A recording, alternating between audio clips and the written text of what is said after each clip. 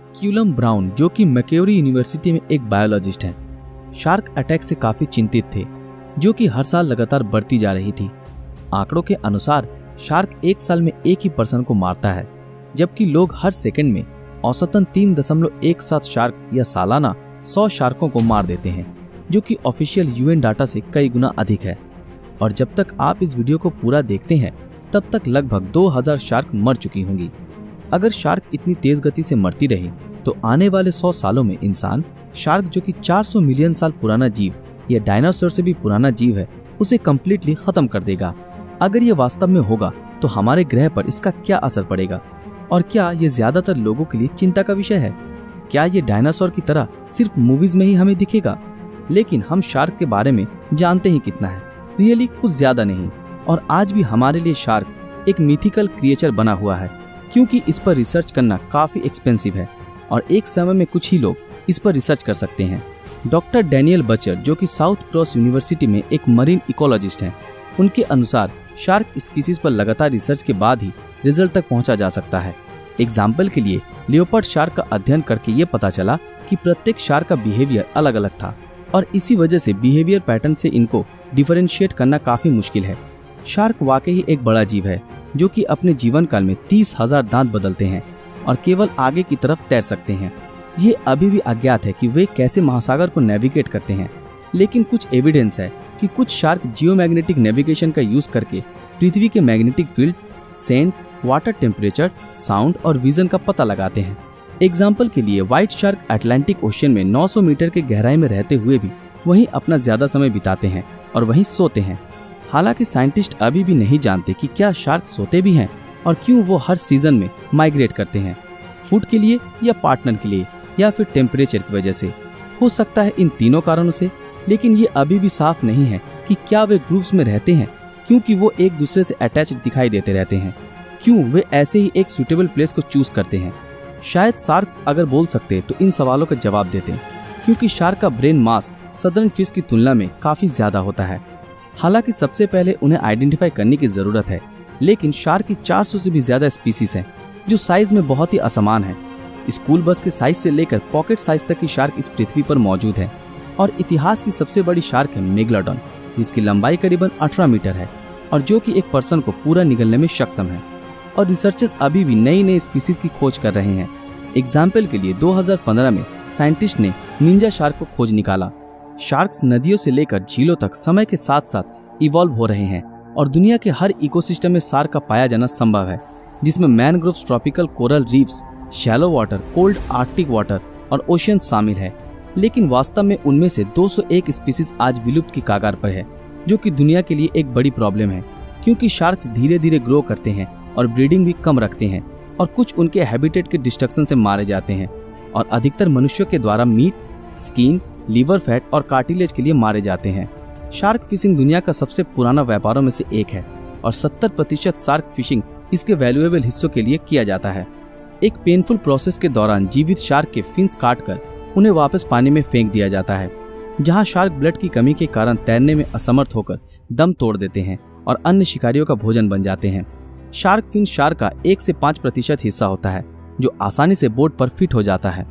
इसके बाद ये ब्लैक मार्केट का हिस्सा बन जाता है, जो एक अननोन मल्टी बिलियन डॉलर का बिजनेस है। इस फिन के 1 किलो की कीमत $1100 तक हो सकती है।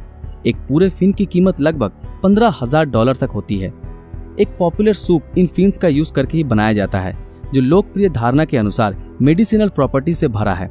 साल 1997 में अकेले रीफ शार्क की संख्या 6.68 प्रति 500 क्यूबिक मीटर थी, जो 2016 में घटकर 0.03 प्रति 500 क्यूबिक मीटर हो गई।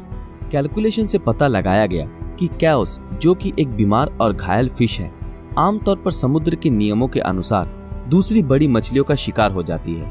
लेकिन मैटर ये नहीं है कि शार्क्स किसका शिकार करती हैं या किसका शिकार होती हैं। इनकी अधिक प्रेजेंस भी कभी कभी दूसरी शार्क्स या ऑर्गेनिज्म की फीडिंग हैबिट और बिहेवियर पर भी असर डालती है। एग्जाम्पल के तौर पर टाइगर शार्क सी वीड में रहते हुए टर्टल्स को डराकर भगा देते हैं और उन्हें वेजिटेशन का सेवन करने से रोकते हैं, और जब वे चले जाते हैं तो फूड चेन में बदलाव आ जाता है। और ऐसा नॉर्थ कैरोलिना सी पर देखा जा सकता है, जहां अब बड़ी फिश की फीडिंग के लिए कुछ नहीं बचा। जैसे कि हैमरहेड शार्क्स धीरे धीरे गायब हो रहे हैं कोरल रीफ्स शार्क के बिना खत्म हो जाएंगे और मेसो प्रेडेटर्स कम होने से छोटे प्रेडेटर्स जैसे स्नैपर्स और एम्पेयर्स की आबादी बढ़ेगी। लेकिन हर्बीवोरस जो एल्गी पर फीड करते हैं समय के साथ कम हो जाएंगे और एल्गी के ओवरग्रोथ के कारण ये यंग कोरल को सप्रेस करेंगे, जिससे फोटोसिंथेसिस करने में कठिनाई होगी और वापस रिकवरी काफी मुश्किल होगी। और फाइनली कोरल रीफ्स डीकोलराइज होकर लाइमस्टोन में बदल जाएंगे, जिससे 50% ऑक्सीजन के प्रोडक्शन में डिस्टर्बेंस आ जाएगी। शार्क ही इसके लिए रिस्पॉन्सिबल है, क्योंकि फिश और शार्क ऑक्सीजन देने वाले पौधों पर फीड करते हैं और इसकी डिसअपेयरेंस से एटमॉस्फेयर में कार्बन डाइऑक्साइड का लेवल बढ़ रहा है, जिसके कारण ग्लोबल वार्मिंग और क्लाइमेट चेंज तेजी से होगा। शार्क अक्सर बड़े समुद्री जीवों का शिकार बन जाते हैं। एक बार साउथ अफ्रीका में एक ग्रेट व्हाइट शार्क पाई गई, जिसका लीवर गायब था। माना जाता है कि ये शार्क व्हेल के हमलों का शिकार हुई थी। इसके बाद अटलांटिक के सतह से कैटफिश शार्क का एक वीडियो सामने आया, जिसमें ये कैटफिश शार्क चट्टान को निगल रही थी। नेशनल ज्योग्राफिक के अनुसार ऑक्टोपस भी शार्क पर फीड करते हैं, जो कि दूसरे ऑर्गेनिज्म के लिए न्यूट्रिशन का सोर्स है। ग्रे रीफ और पैसिफिक ओशियन के पल्माइरा कोरल द्वीप समूह में लगभग 95 किलोग्राम नाइट्रोजन हर दिन शार्क्स द्वारा प्रोड्यूस किया जाता है। मरीन बायोलॉजिस्ट मेलिसा मर्क्यूस के अनुसार शार्क्स के बिना फूड चेन कोलैप्स हो जाएगी और कमर्शियल फिशिंग इंडस्ट्री में गिरावट देखी जाएगी, जिससे लाखों लोग अपनी इनकम का मेन सोर्स खो देंगे। शार्क के साथ साथ $90 बिलियन की फिशिंग इंडस्ट्री भी खत्म हो जाएगी। इसका मेडिसिन पर भी नेगेटिव इफेक्ट पड़ेगा, क्योंकि साइंटिस्ट कई ह्यूमन डिजीज के डायग्नोस के लिए शार्क का यूज करते हैं और शार्क से ह्यूमन में कॉर्नियल ट्रांसप्लांटेशन भी किया जाता है, जो कि बायोनिक्स के लिए इंस्पिरेशन का सोर्स है। और शार्क ना होने से ये सब खत्म हो जाएगा। एग्जाम्पल के लिए लार्ज व्हाइट शार्क 39 किलोमीटर प्रति घंटा की रफ्तार से तैर सकती है, जो कि साइंटिस्ट को स्विम वेयर बनाने के लिए इनकरेज करता है, ताकि वे हाइड्रोनॉमिक प्रॉपर्टीज को अच्छी तरह से समझकर एक मॉडर्न स्विम वेयर बना सके। या शार्क की टेल की तरह समुद्र की लहरों से डायनामिक एनर्जी को इलेक्ट्रिकल एनर्जी में बदल सके। साथ ही शार्क्स हमारे इकोसिस्टम के लिए बहुत ही महत्वपूर्ण है और जैसा कि ऑफिशियल्स अलग अलग स्तर पर उनकी रक्षा करने लगे हैं, जैसे यूएसए में शार्क फिन का सूप बनाना इलीगल है। इंपॉर्टेंट फील्ड जैसे इको टूरिज्म जो कैलकुलेशन के अनुसार शार्क पकड़ने की तुलना में ज्यादा प्रॉफिट कमा सकता है। अनुमान लगाया गया है कि एक अलाइव शार्क से $1.6 मिलियन कमाया जा सकता है, जबकि एक डेड शार्क से केवल $200। प्रेसिडेंट पलाव ने अपने आइलैंड नेशन को शार्क पैराडाइज घोषित कर दिया और यहाँ शार्क मारने पर $2 मिलियन का जुर्माना देना पड़ सकता है। इस तरह से अलग अलग तरीकों से इस प्रॉब्लम को सॉल्व किया जा रहा है और हमें भी इनका सपोर्ट करना चाहिए।